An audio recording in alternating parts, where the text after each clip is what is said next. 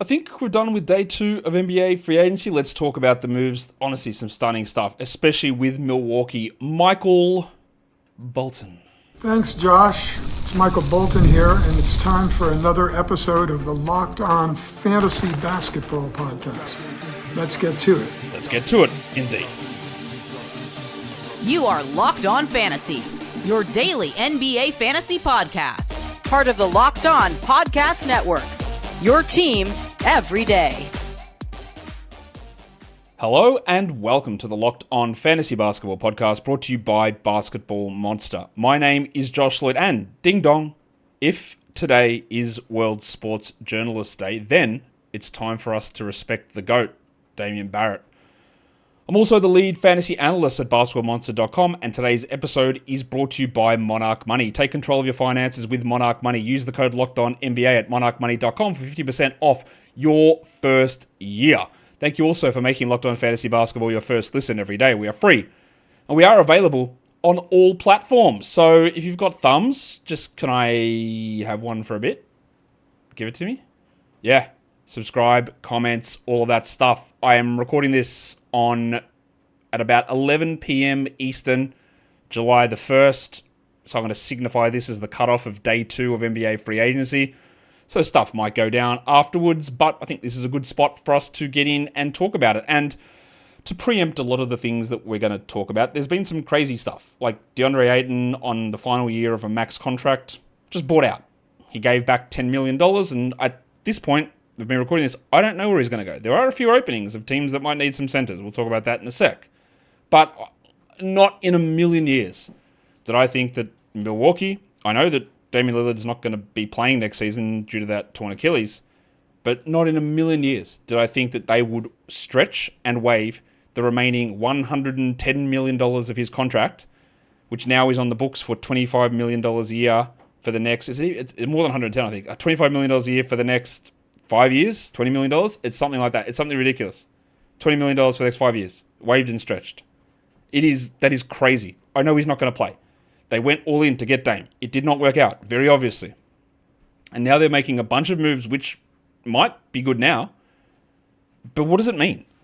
What does any of this mean for this team? But that's like the precursor to everything for day 2 of NBA free agency, because Damian Lillard got waived. I don't know where he's going to play, and it doesn't matter for this season.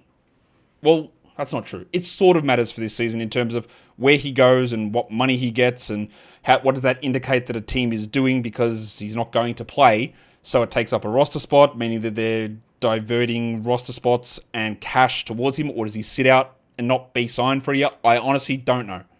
I don't know what it means in terms of where Lillard goes or what it means for that team. We'll figure that out when it actually happens. But what it did mean is it was the only way that Milwaukee was able to create cap space to be able to make the biggest move of free agency. We might as well start with that, even though it's 5th on my list here because I'm doing these in chronological order of terms of guys that signed and changed teams. But Myles Turner has gone from Indiana, Central Division, into the Milwaukee Bucks vacant center spot, Central Division. 4 years, $107 million with a player option and a trade kicker. Brook Lopez was the guy, obviously next to Giannis, a great pairing. You couldn't find a better option than Myles Turner. Now, the Pelicans, instead of spending $8 million per year on Kevon Looney or drafting Derek Queen or Yves Missi, maybe they should have been trying to get in on the Myles Turner business somehow, maybe. The perfect guy to fit next to Zion? No, maybe, no, should maybe. Cool. But they didn't, because their front office is run by buffoons. So it's a perfect fit next to Giannis. So no, I don't think anybody's denying that. It's not even that much money. It's like $25 million a year with a player option for Myles Turner. And someone will say he sucked in the finals. All right, he was there though, wasn't he? He didn't shoot very well. I thought he defended. People were critical of what Chet Holmgren did in the finals because Myles Turner defended him incredibly well. He is so important. I'll start on the Indiana side. Just an incredible L from Indiana. Absolute stupidity. I don't know what their problem is. Well, I do. I'll talk about it in a sec. That's what I'd like. Could they possibly go back to the DeAndre Ayton? Well, remember they signed DeAndre Ayton to a max offer sheet while they had Myles Turner, thinking that DeAndre Ayton was a better player than Myles Turner. Can you get heads out of asses? What are you talking about? So they've tried it once. Myles Turner's name has been consistently floated as a trade guy. And I thought some of that was mainly because, yeah, he's a really good fit with a bunch of different teams and it makes sense that teams would be after him. But no, apparently it's just the Pacers. And then in the finals, we heard, hey, the Pacers are willing to go into the luxury tax to keep this team together. Then, of course, Tyrese Halliburton tore his Achilles. And when we talk about the injury to Damian Lillard with a torn Achilles, Jason Tatum with a torn Achilles, and Tyrese Halliburton with a torn Achilles being absolute league-changing events, league history-changing events, this is why. Damian Lillard waived. The Boston Celtics clearing house because they can't compete this year. Drew Holiday gone, Porzingis gone. Who knows if other guys are going to be gone? The Pacers deciding that, hey, we'll maybe go into the tax for the first time ever and keep this young core together. Halliburton gets hurt. No, done. They're not doing that anymore. The money difference is not that big. The report is, and who knows with reports, but that the Pacers would only go 3 years, $60 million for Myles Turner. That is crazy. He has been there the longest out of anyone on that team. He is so important. You have no way to replace him. I mean, it's not like this creates $20 million of cap space that they can then go and sign someone that way. It just doesn't, it's not a thing that happens. And I know that Tyrese Halliburton's not there this season. But guess what? When he comes back, Myles Turner's not there. So who's your center? Are you going to bring James Wiseman back from his torn Achilles?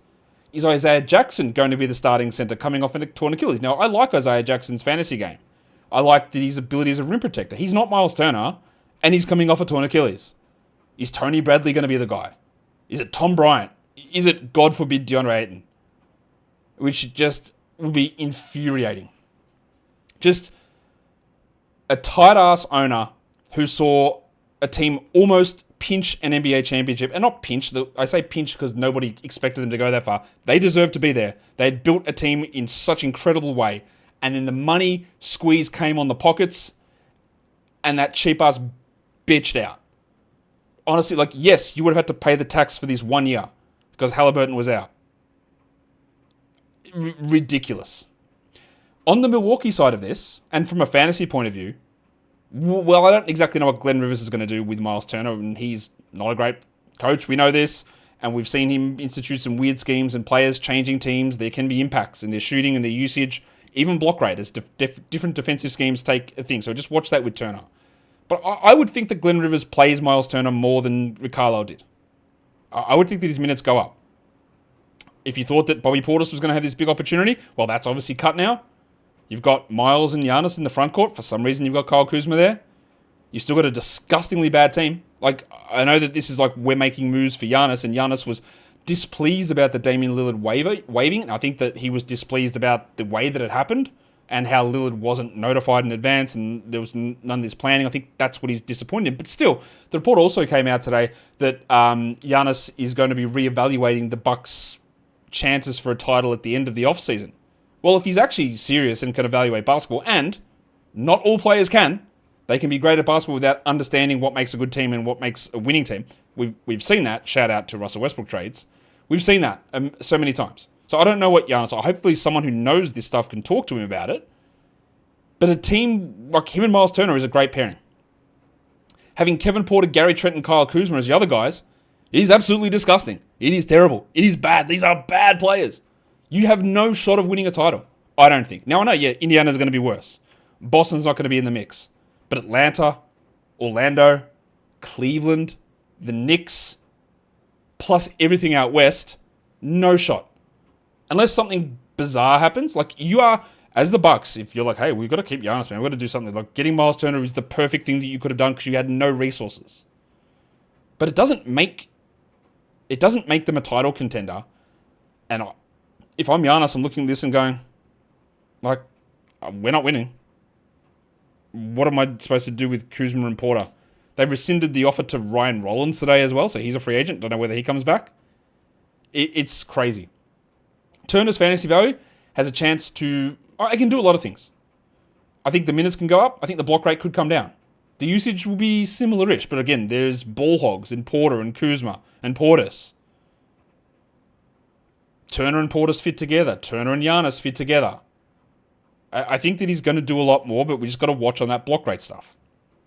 But it is a seismic move that nobody saw coming. Nobody expected Myles Turner to leave Indiana, honestly. They claimed they were going to keep him. It's insane that this happened. I cannot stress to you enough how much it broke my mind to see that Lillard was waived and Turner signed with Milwaukee. I was like, hey, what happened? And I honestly, I think while it makes Milwaukee better, it's undoubtedly better than having Bobby Portis start at center or Jericho Sims start at center. It's better without question. It doesn't make them great. And then you've now got Myles Turner essentially for $50 million per season because you've got the 25 of him and the dead money of Lillard on the cap, plus dead money after Turner's contract expires. Just wild stuff. I'll come back and talk about the rest of these signings in a sec, but that one needed a lot of time. Today's episode, it is brought to you by Monarch Money. Do you ever wish that managing your money felt easier? With Monarch Money, well, it can. It's easier to grow your savings or plan that big purchase with Monarch because it puts you in the driver's seat. It's like having your own personal CFO, giving you full visibility and control over your finances. Monarch Money is more than just a budgeting app. It's a complete financial command center. You can track all of your accounts, investments, and spending in one place. So in addition to managing your money, you're also building wealth.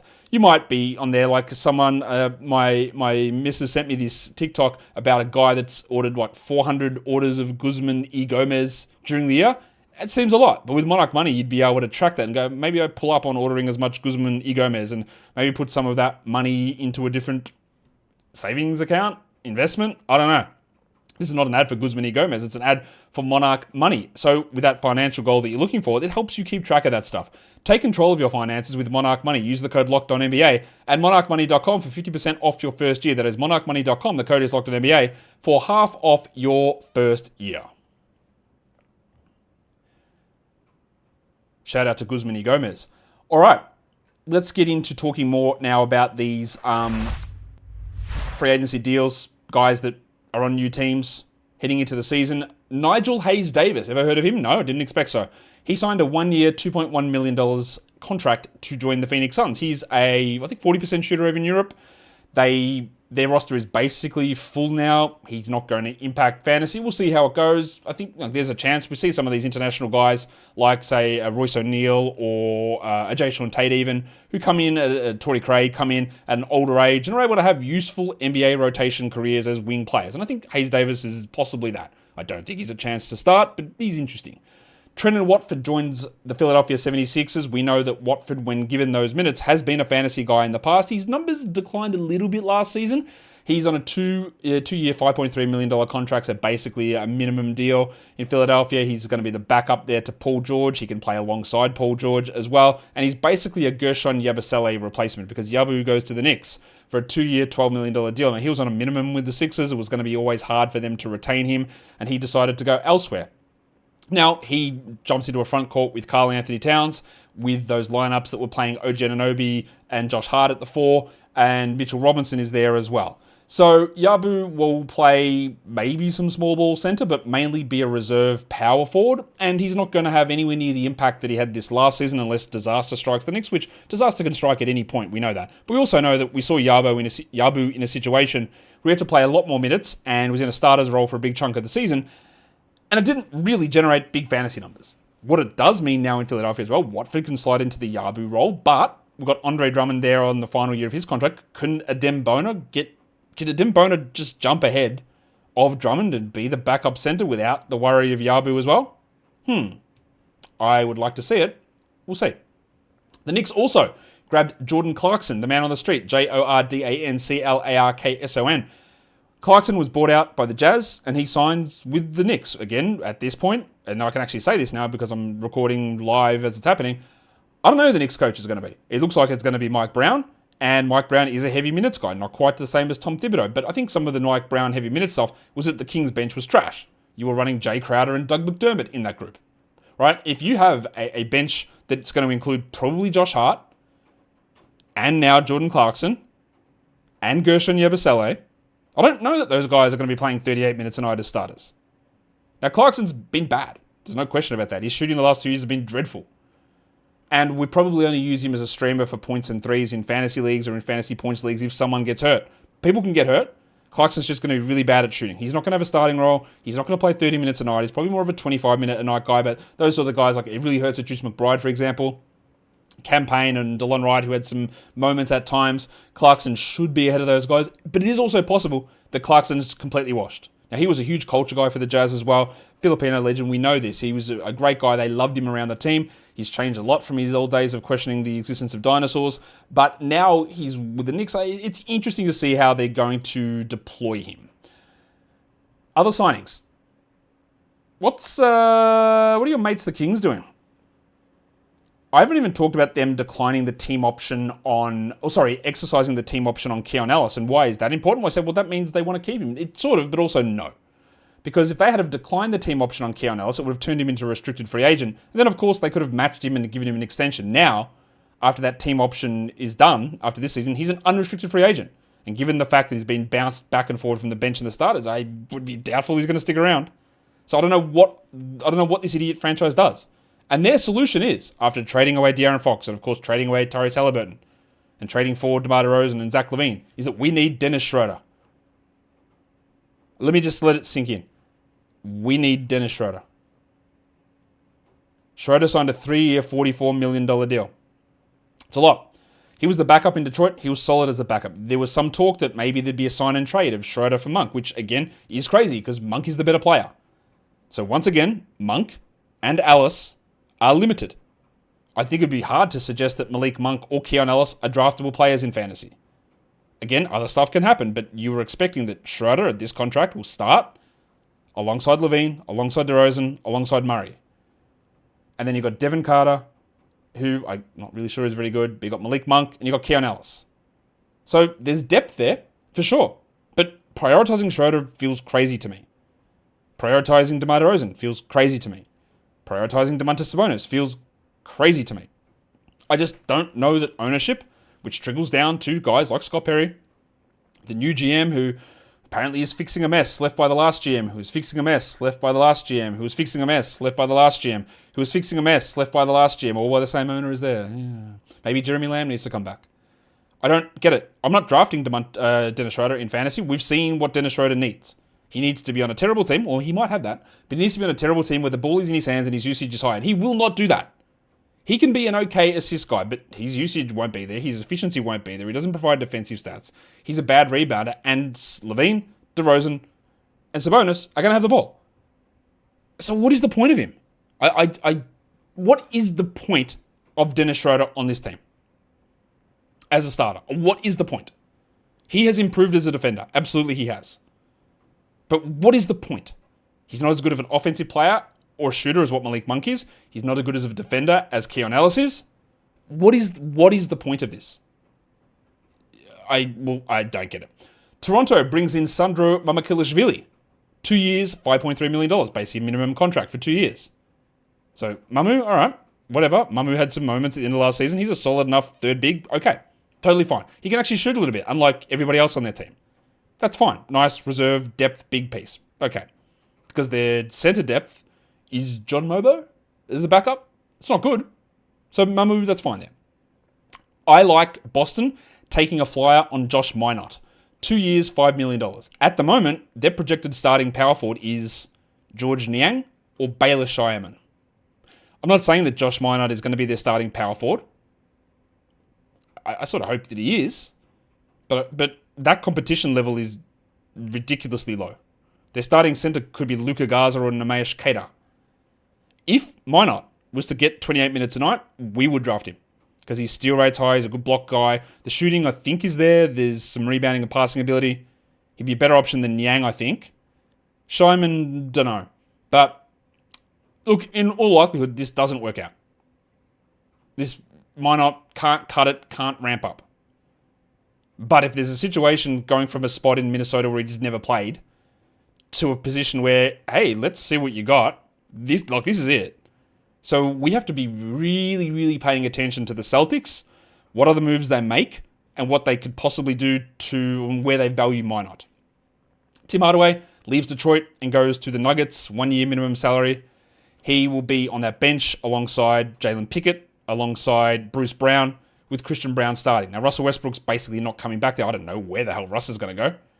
Hardaway shot a lot for Detroit. He didn't shoot very well, and he can't really do anything else, and his numbers will drop and his minutes will drop. Interesting that Bruce Brown and Tim Hardaway are both there now. Does that impact any of Christian Brown's playing time under Adelman? Will they limit that starters level group in terms of their playing time? I think they might. Who the hell is the backup point guard? I guess it's Jalen Pickett. So then you got Hardaway and Brown getting the backup 2s and 3s. It's a weird roster. They're stronger. Absolutely they're stronger. But it provides some questions about who else is a point guard. Because maybe they just don't think Pickett can do it. And Larry Nance goes to Cleveland as a third-string center, minimum salary. Larry Nance is still a really, really good player. He's injured all the time, and that is a problem. But as an emergency center, it's clear upgrade over Tristan Thompson. And hopefully they just don't have to use him that much because that'll preserve him and then use him at the times that it makes more sense. Drew Eubanks signs with Sacramento to be, I guess, their backup center. We'll talk about more about why he'd be in that position now. 1 year minimum salary contract. Sabonis doesn't get hurt that much, but he did get hurt last season a couple of times. Eubanks as a starter will be better than Alex Len, will be better than Trey Lyles was at center, I think. But overall, we don't care that much. And then the replacement of Tim Hardaway and Malik Beasley in Detroit is Duncan Robinson.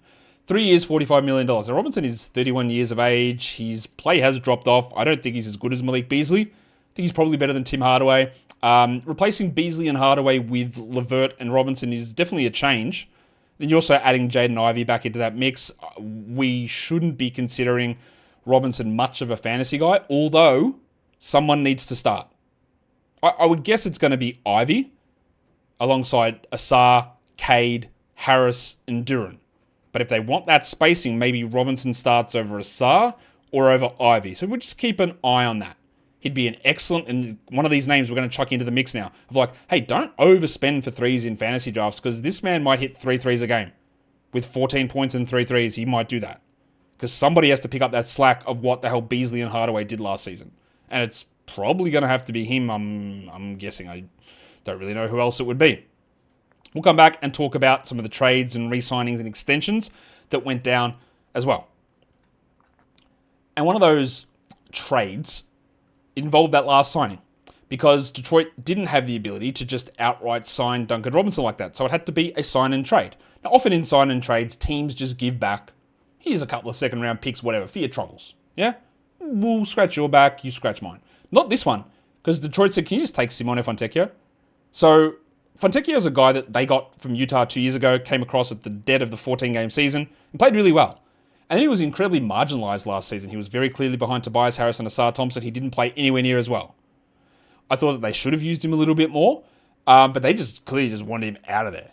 Him going to Miami, their team still remains a little bit strange. We know that it's going to be Hero and Davion most likely getting the bulk of the backcourt minutes. You're going to have Andrew Wiggins, and you're going to have that combination of Jovic and Jaquez and Ware alongside Bam, mixing those guys in. But Fontecchio, we just keep an eye on that because he is a shooter. He's not as long-term proven as Duncan Robinson, but he's a guy that could find ways, and they still might make other moves, and who knows what they end up doing. But he's not useless. So, yeah, pretty good job there by Miami to get Fontecchio, save money, and reload with a player. I think he's actually younger. The next trade.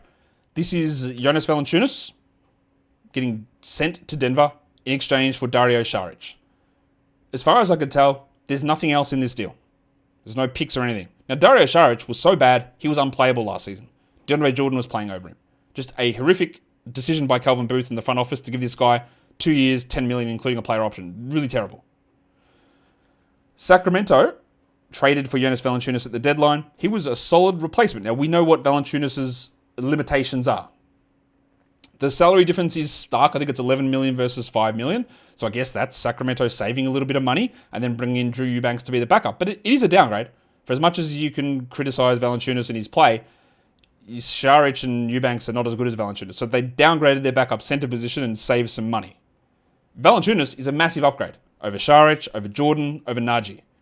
And if Jokic misses time, we would probably consider using Valanciunas in fantasy. Now, we will not draft him. They will not play together.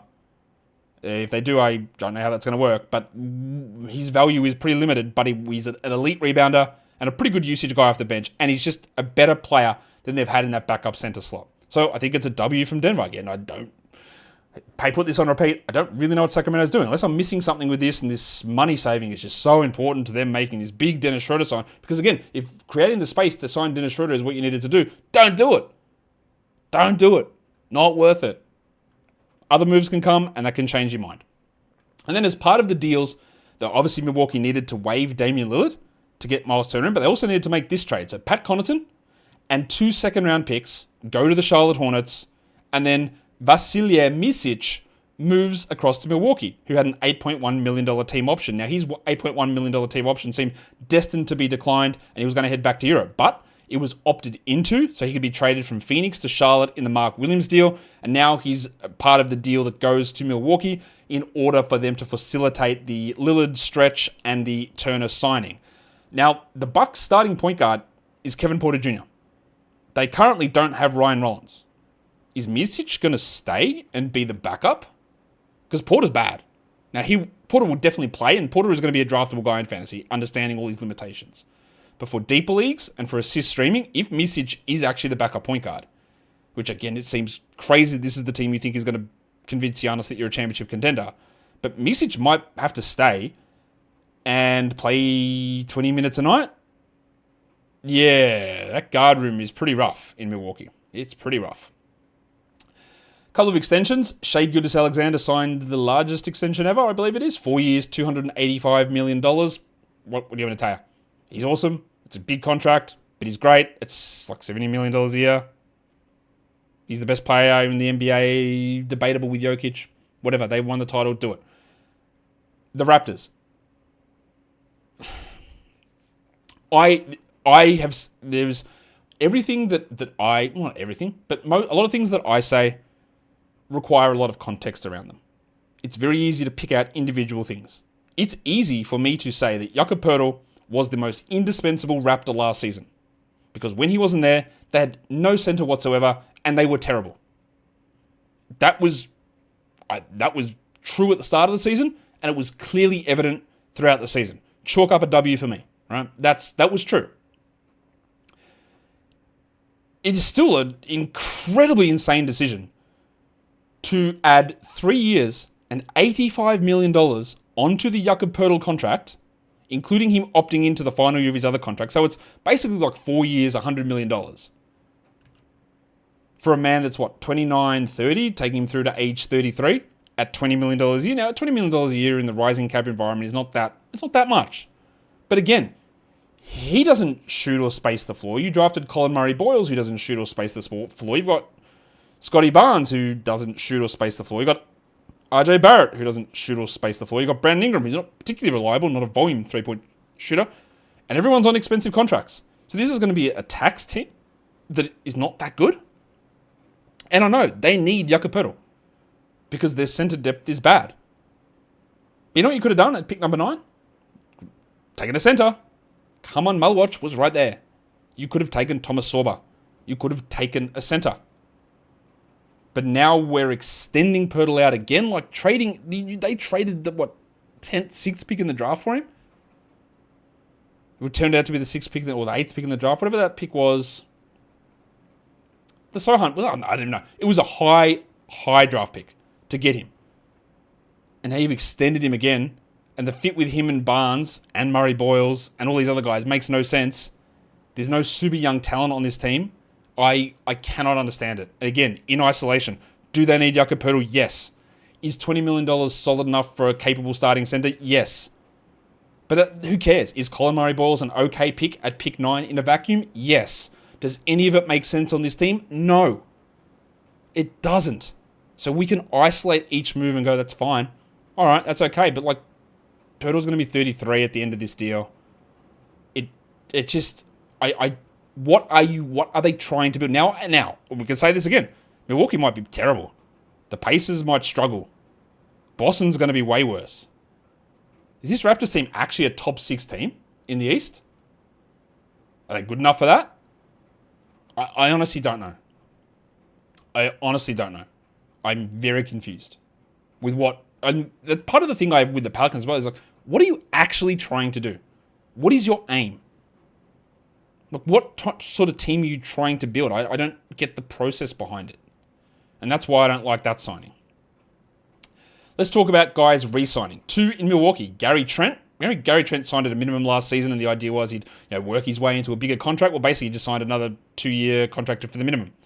$7.6 million. I think there might be a player option on the end of that. I'm not certain. And yes, actually, correction. Someone left a correction when I talked about Dorian Finney-Smith's deal. The initial reporting that I saw said that he had a player option, but he doesn't. He has a mutual option, which is never picked up. Because it's like the team can decline it or the player can decline it. And it's incredibly rare that the team and player goes, yeah, you know what? I am valued exactly perfectly. Let's keep it going. So I thought it was a player option for Dorian Finney-Smith yesterday. Someone pointed it out to me. Appreciate that guy do it. Mike Scotto had that at Hoops Hype, but I hadn't seen that report. So it's a mutual option on Dorian Finney-Smith. I think Gary might have a player option, but I haven't seen confirmation of that.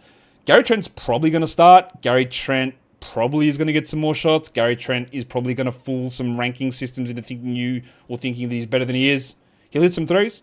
He'll be infuriating. He'll get some steals, and he'll do nothing else. Another one of those guys, though, like we talked with Duncan Robinson, is that you want threes. Like, he's going to be around. He's going to do that. He's going to have those chances to do it. Jericho Sims is a backup to Myles Turner. That's who he is. Turner gets hurt. Sims will start. He'll have 9 and 8 with 1.6 blocks in starts, and you'll sometimes use him, I guess. Trey Mann was a restricted free agent with the Hornets. They declined the restricted tender, and they brought him back for 3 years, $24 million. Mann was playing well in the 5 games or whatever it was that he played before the back injury, and now he joins the backcourt where LaMelo Ball is there, and Con Knippel is there, and they traded for Colin Sexton, and Mann is, I guess, the 4th guard. Is it reasonable to suggest that Trey Mann is better than Colin Sexton? Or is that outrageous? I don't know. Obviously, we won't be in a position, I don't think, to draft Trey Mann. I don't think that Mann will start over Sexton or Knippel. And they're all sort of in the mix there. It does lessen some of my excitement for the Areola, just because there's some other guys who can take some minutes. Now, Knippel can play at the 3, but Brandon Miller also plays at the 3, and Brandon Miller also plays at the 2. It basically seals any fate of Josh Green being a useful option anywhere, or even Josh Okogie maybe not even returning on this team.